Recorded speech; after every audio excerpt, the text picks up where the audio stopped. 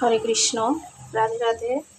আজকে মনোহরের জন্য দুপুরে ভোগের জন্য করব আলু পটলের তরকারি, লাল শাক ভাজি। আমি চুলাটা অন করে নিচ্ছি। আমি তেল দিয়ে দিব। তেলটা গরম হবে। এখন আমি গরম তেলে পটলগুলো দিয়ে দিচ্ছি। পটলগুলো আমি ভেজে নেব। থেকে যদি জল বের হয়ে যায় তার জন্য হালকা লবণ দিয়ে দিব। পটল ভাজা হয়ে গেছে, লালচে লালচে হয়ে গেছে। এখন আমি পটলগুলো উঠিয়ে নেব। এখন আমি আলুগুলো ভেজে নেব, এগুলো পেস্ট করে নেব।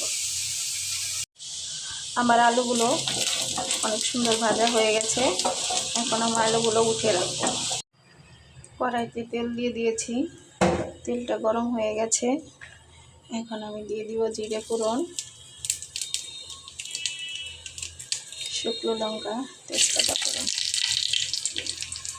ভালো করে নেড়ে নেব। এখন দিয়ে দিব টমেটো পেস্ট। টমেটো পেস্টগুলো তেলে ভালো করে কষিয়ে নেব। লবণ, হলুদ গুঁড়ো। মশলাটা ভালোভাবে কষানো হয়ে গেছে। ভাজা আলু পটল দিয়ে কষিয়ে নেব। কাঁচা লঙ্কা ছিল।